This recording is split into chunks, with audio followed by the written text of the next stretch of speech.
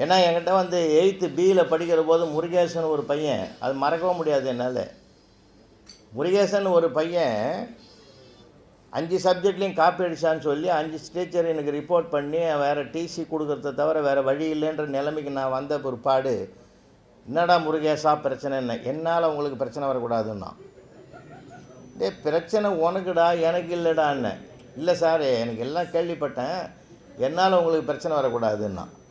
சரி இப்போ என்னடா இப்போ மாதிரி டிசி கொடுக்க வேண்டிய நிலமோ, அட விடுங்க சார், பிழைக்கிறதுக்கு 1000 வழி இருக்குது, விடுங்க, ஒரு வேளை இதுவே எனக்கு ஒரு மாற்றத்தை கொடுத்தாலும் கொடுக்கலாம், கொடுத்துருங்க சார்ன்னா. என்னடா அதை நான் பார்த்துக்கிறேன் சார் விடுங்க.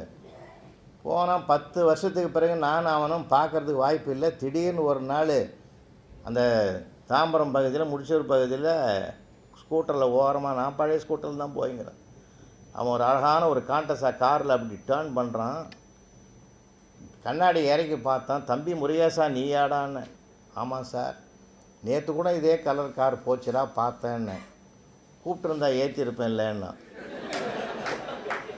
நாங்கள் நீங்கள் நினைக்கிற மாதிரி இல்லையா, உட்கார வைக்கிறது தான்.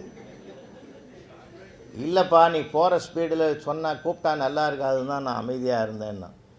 அப்புறம் காரை விட்டு இறங்கி ஓடி வந்து நம்மக்கிட்ட ரொம்ப விசாரித்தான். இப்போ எப்படிறா இவ்வளோ வசதியாக இருக்குது எப்படிறான்னு.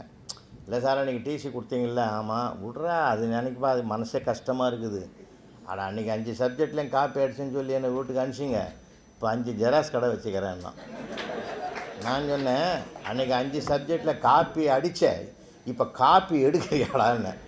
சார் நீங்கள் அன்றைக்கி பேசுகிற மாதிரியே பேசுகிறீங்க சார் அப்படின்னா. அதெல்லாம் ஒன்றும் இல்லைப்பா, நல்லா இருந்தால் சரி தான், சந்தோஷம்னு.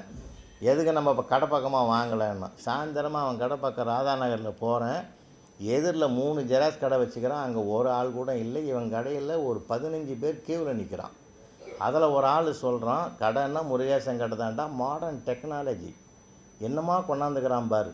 அப்போ தான் நானே போர்டை பார்க்குறேன், உரிமையாளர் முருகேசன் ஜெராக்ஸ் கடன் போட்டு கீழே எழுதிக்கிறான், இங்கு தமிழ், தெலுங்கு, கன்னடம், மலையாளம், ஆங்கிலம், இந்தி அனைத்து மொழிகளிலும் ஜெராக்ஸ் எடுக்கப்படும் எழுதுகிறான். நான் என்ன கேட்குறேன், அந்த மிஷினுக்கு என்னடா மொழியாக தெரியும், நாம் எதை கொடுக்குறோமோ அதான் வரப்போகுது. இது தெரியாத 15 பேர் நிற்கிறான் பார்த்தீங்களா. இந்த நுட்பம் இருக்குது பாருங்கள், அவன் ஜெயிச்சதுக்கு இந்த நுட்பந்தான் காரணம்.